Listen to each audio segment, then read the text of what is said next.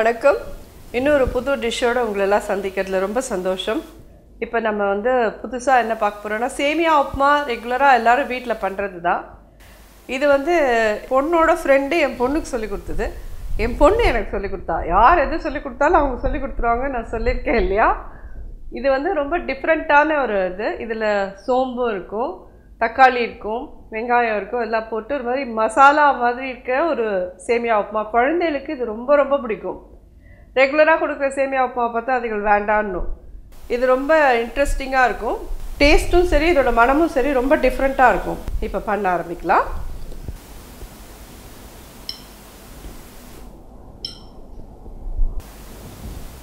கடுகு போடலாம், ஒரு அரை ஸ்பூன்.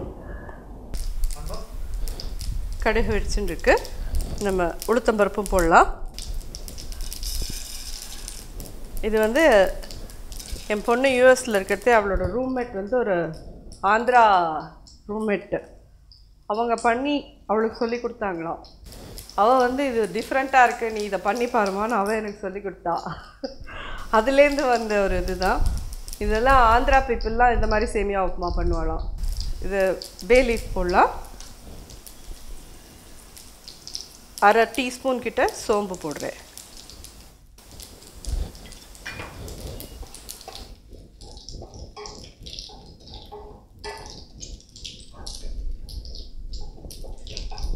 உளுத்தம்பருப்பு நல்லா செவந்துடுத்து. இந்த வெங்காயத்தை இதில் ஆட் பண்ணலாம்.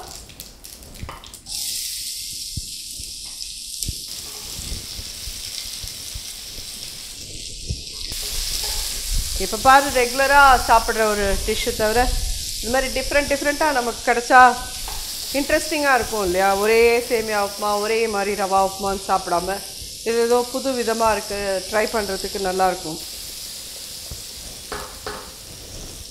இதில் கொஞ்சம் மஞ்சப்பொடி போடுறேன், சின்ன பிஞ்சு, கொஞ்சம் கருவேப்பிலை.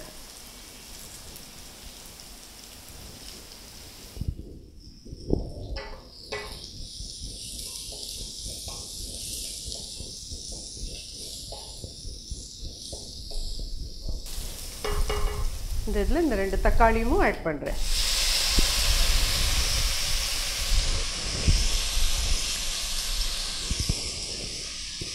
இதுக்கு காரம் நீங்கள் பச்சை மிளகாலாம் கிடையாது, நம்ம காரப்பொடி போட போகிறோம். இதுக்கு பார்த்தீங்கன்னா ஒரு அரை ஸ்பூன் கிட்ட காரப்பொடி போடுறேன்.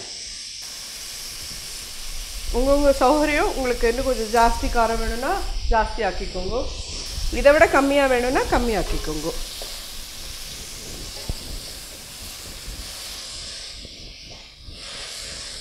இது கொஞ்சம் நல்லா வதங்கணும். தக்காளி வதங்கினதுக்கு அப்புறம் தான் நம்ம சேமியா போட முடியும்.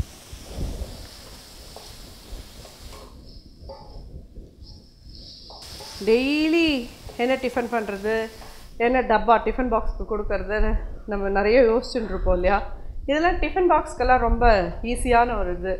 குழந்தைகளும் சாதம் சாப்பிட்றதுக்கு தான் படுத்துவா. டிஃபனை கொடுத்தெல்லாம் ஜாலியாக சாப்பிட்டு வந்துடுவா ஸ்கூலில்.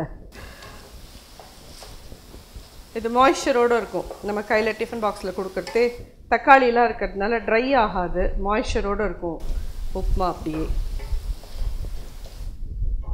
தக்காளி கொஞ்சம் வதங்கிடுத்து. சேமியா வந்து 1 கப் எடுத்திருக்கேன்னா 1.5 கப் கிட்ட தண்ணி விடுறேன். உங்களுக்கு அளவு காமிக்கிறதுக்கோசரம் தான் இது பண்ணேன். அதே மாதிரி 1 கப்பு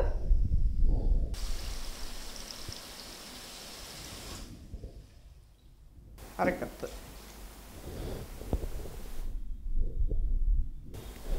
இந்த டிஷ்ஷுக்கு தேவையான உப்பு. கொஞ்சம் கொதி வந்ததுக்கு அப்புறமா தான் சேமியா போடணும். நம்ம சேமியா வறுக்கணுமா அப்படி கேட்டீங்கன்னா, வறுத்த சேமியா கிடச்சா ஓகே, இல்லை வறுத்து உங்களுக்கு போட்டுக்கணுன்னா நீங்கள் போடுங்க.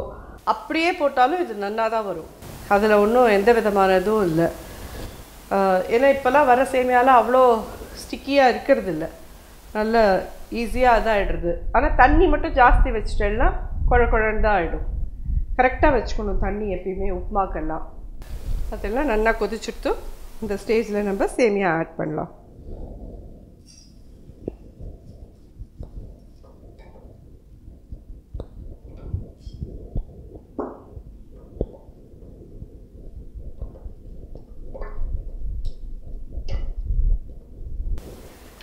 கொஞ்ச நாழி மூடி போட்டு வேக விடணும்.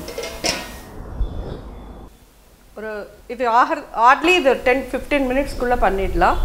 பட் நம்ம இதை மூடி நல்லா உதிரியாக பண்ணினோன்னா அழகாக வந்துடும். தண்ணியும் கரெக்டான அளவுக்கு வச்சுக்கோங்க. 1:1.5க்கு மேலே 1.25 வச்சிடனாலே போதும். 1.5 கூட கொஞ்சம் ஜாஸ்தி இருக்கலாம். அதனால் பார்த்து நீங்கள் தண்ணி கம்மியாக வச்சுருந்தாலே, வேணும்னா கொஞ்சம் சுடு தண்ணி வச்சு ஆட் பண்ணிக்கோங்க. ஏன்னா சேமியா உப்புமாக்கெலாம் ரொம்ப தண்ணி வேணும்னு அவசியம் இல்லை.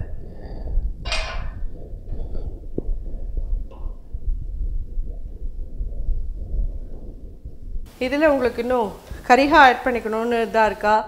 ஓகே, நீங்கள் இது ஜிஞ்சர் கார்லிக் ஆட் பண்ணி கேரட்டு, பீன்ஸு, பட்டாணி எல்லாம் போட்டு அப்படியும் பண்ணி கொடுக்கலாம் குழந்தைகளுக்கு. கிட்ட சேமியா பிரிஞ்சி சொல்லி அதுதான், வேறு ஒன்றுமே இல்லை. இதில் என்ன ஸ்பெஷலாக இருக்குது? இந்த சோம்போடு கூட இன்னும் கொஞ்சம் ஜிஞ்சர் கார்லிக்கும் போட்டுட்டு கொஞ்சம் பட்டாணி, கேரட்டு, பீன்ஸு எல்லாமே ஆட் பண்ணிடலாம். அதுகளுக்கும் கரிகாயும் ஒன்று போய்டும். இது டிஃப்ரெண்ட்டான பிரியாணின்னு நினச்சிக்கோ இதுகள்லாம். ஸோ குழந்தைகளுக்கோசரம் தான் அவளை சாப்பிட வைக்கிறது தான் நமக்கு ஒரு பெரிய டாஸ்கே. நம்ம என்ன வேணால் சாப்பிட்டுட்டு போய்டுவோம். அதுகள் தான் நிறைய சூஸியாக இருக்கும். இதுதான் சாப்பிடுவேன், அதுதான் சாப்பிடுவேன்னு. ஸோ ஒன்ஸ் அவளுக்கு பிடிக்க வச்சுட்டோன்னா அதுக்கப்புறம் அதுவே திருப்பி கேட்கும். அதனால் இதெல்லாம் குழந்தைகளுக்கு ரொம்ப சுவையான ஒரு ஐட்டம். ஈஸியாகவும் பண்ணிடலாம். 15 நிமிஷத்துக்கு மேலே ஆகாது. இது ரெடி ஆகிடுத்து. பார்த்திங்கன்னா நல்லா தண்ணியெலாம் வற்றி தக்காளிலாம் வெந்து எல்லாம் ரெடி ஆகிடுது. ஸோ இதை கொஞ்ச நாழி அப்படியே விட்டோன்னா நல்லா தனித்தனியாக ஆகிடும் சேமியாவும். இது எல்லாருக்கும் ஒரு சுவையான ஒரு ஐட்டமாக இருக்கும் நான் நம்புகிறேன். எங்களுக்கெல்லாம் இது ரொம்ப பிடிக்கும். நீங்களும் இதை ட்ரை பண்ணி பாருங்க.